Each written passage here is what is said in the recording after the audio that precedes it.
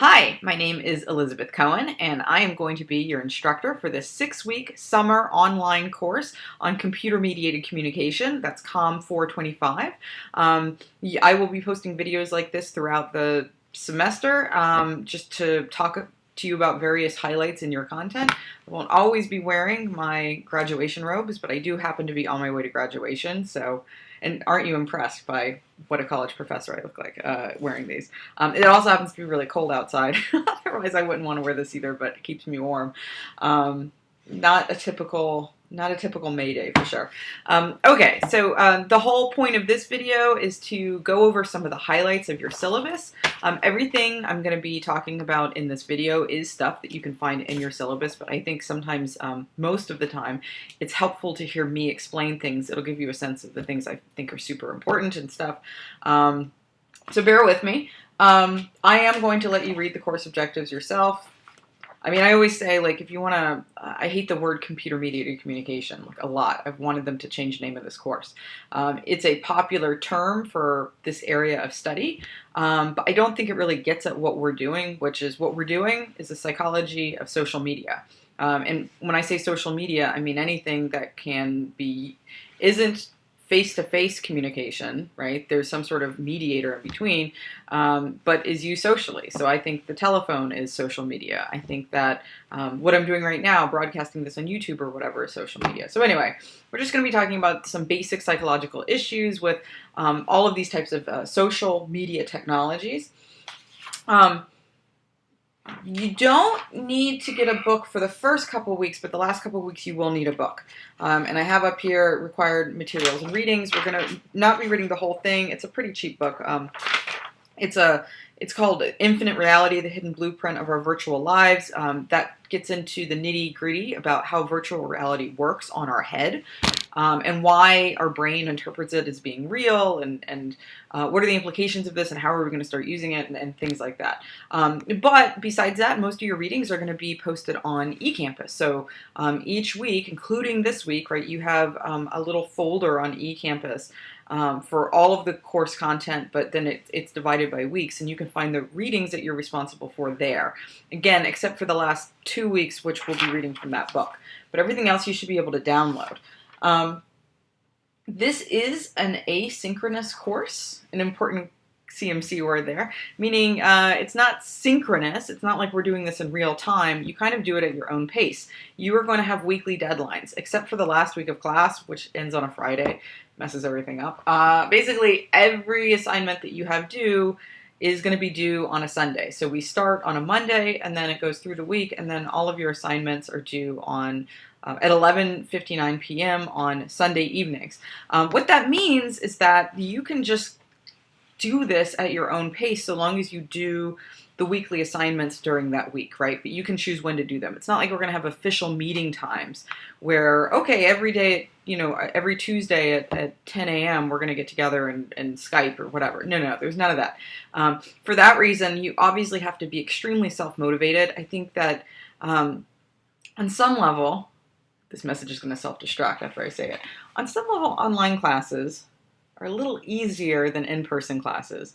You have a lot more time to look things up, and you have your notes in front of you when you do quizzes, and there's all different types of things that can lend itself to being a little bit less stressful than in-person classes, which are holding you to a very particular schedule, and there are assignments to do in class and things like that.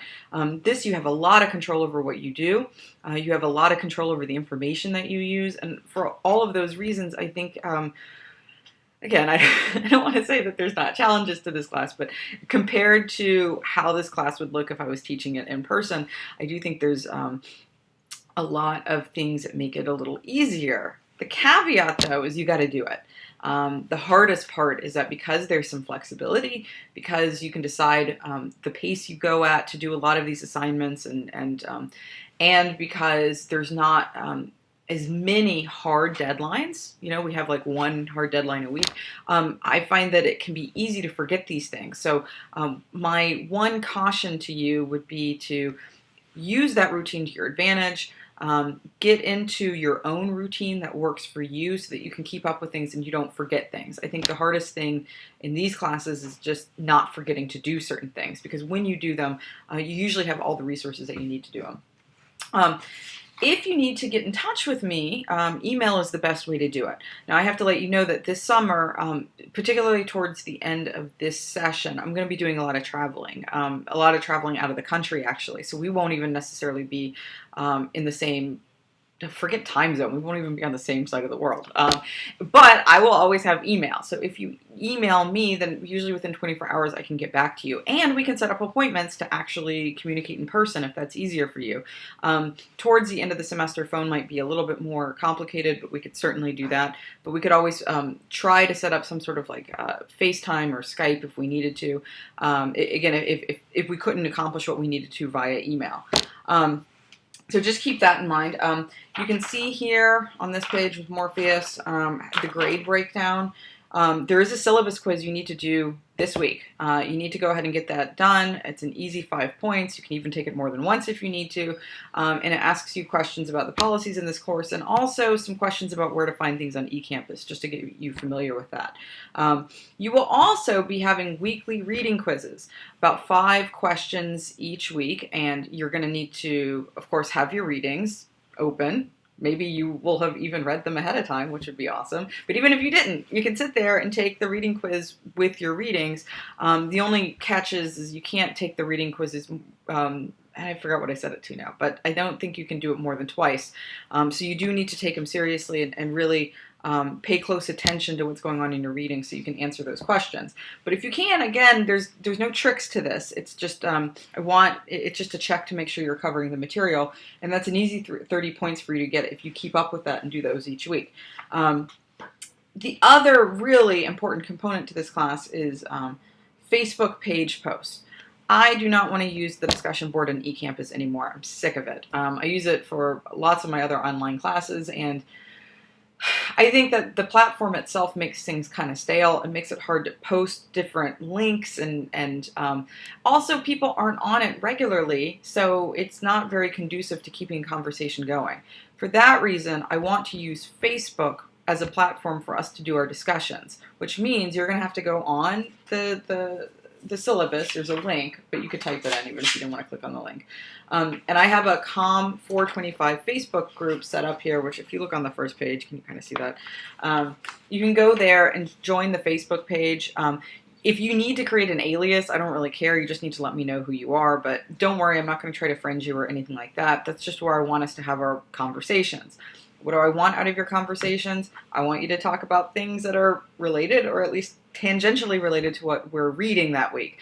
If you see an article or something, or you remember a video that you saw on YouTube that relates to something we're talking about or reading about, post it. That's what I want. And then I want you to make comments on other people's posts. Liking stuff is good. That's my like impression. Liking stuff is great. It's not good enough to get you 100% of discussion points just to like something. You actually have to, say something of substance and contribute to the conversation. I will say this, though. There's last I checked, there were 5 people registered for this class. Maybe there'll be one more, one less. I don't know. There's not many of us. I don't think that this is going to be a really taxing discussion board situation where you're going to have to read a bunch of comments and stuff like that. I just want us to be sharing some things each week to kind of keep us all in the loop and hopefully learn from each other. And I use the discussion boards as a way to get ideas for future content too. So I appreciate all the contributions you make. Anyway, but that's really important. If you look at the breakdown, the Facebook page posts account for twice as much as the weekly reading quizzes, because that's how important I think they are. And I'll be posting things too. And if you want to comment to the things that I post, that can count towards your conversation too. Meaning it doesn't necessarily mean that every week you have to come up with something completely original. You can piggyback on what other people post as well. Finally, there's a final exam, 75 points, and that's a lot. And that's something that'll be online, and it'll be the last week of school. Okay, fine. But finally, as far as the regular assignments that you're going to have to do, there are a lot of academic studies that are assigned as readings in this class. And the reason I do that is because this is a 400 level class, and I want you to get somewhat familiar with the type of research studies that people are doing on computer-mediated communication to help us understand the psychology of social media and things like that. It's an acquired taste, academic studies. They're not necessarily fun to read until you get used to reading them, and you kind of there's like they use very dry language, and they all use the same format, and on some level it's very boring, but the more you read them and the more familiar you get with reading them, I think the more interesting they get. So I want to kind of push you in that direction. I want you to pay attention to the social science methods that they're using to figure out all the different questions about social media that we have out there. So for that reason, I want you to do at least 3 study reports this semester, which means that if you look on like the kind of the last page, almost the last page, where the schedule for all the different topics are. Does that still overexposed? You see what I'm saying? Okay, see how like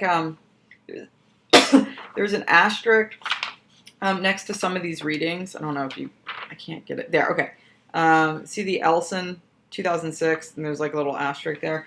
That means that is a research study. Okay, so I've indicated that, and that means that you are allowed to do a research study report on that particular reading. You're going to go to eCampus. You're going to download this worksheet, and it has all these different questions. The study report will be answering those questions about, let's say, this particular study, the Ellison 2006 or whatever. You need to do at least 3 of these during the course of the next 6 weeks. You don't have to do one every week, but you need to plan it out such that by the end of the semester, you have submitted at least 3 of those worksheets or study reports or whatever you want to call it. So this is, again, where it gets a little tricky because you've got to be self-motivated to plan out which study reports you want to do. The study reports themselves, I don't know how exactly long they would take, but you are going to have to read the study, of course, so you'd want to plan for that. And then the questions are always the same. I would argue that after you've read the article, if you know what you're looking for, it should maybe take you between 20 minutes and 30 minutes to fill out the study report. So you need to do 3 of those. If you have any questions about that, because I know it's kind of weird about all the different, well, this is a study, but this isn't a study. Again, just go by the asterisks, but if you have any questions about it, let me know.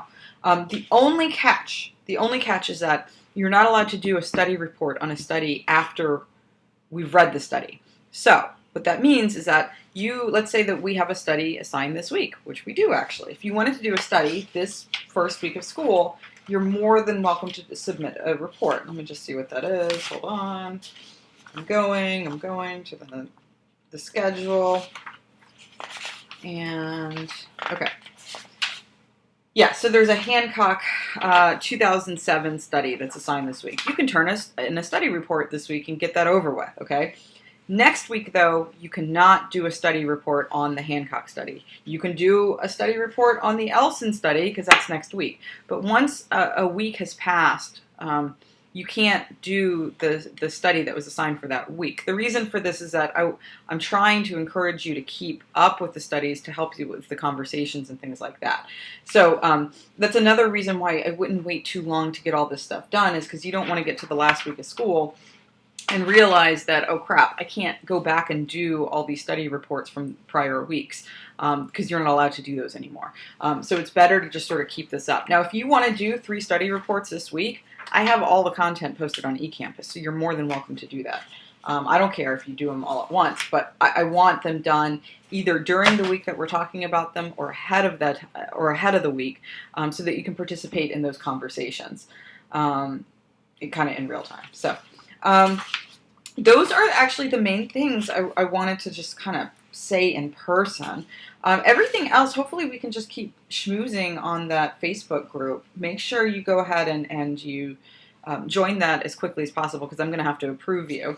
And once we get on there, we can just schmooze it up. There's a nice description of all the different readings and videos I have on here. The reason I did that is because you might want to look ahead and plan for things that you want to do a study report on. I think that would be a really smart idea. But besides that, I think that covers all the highlights. Really,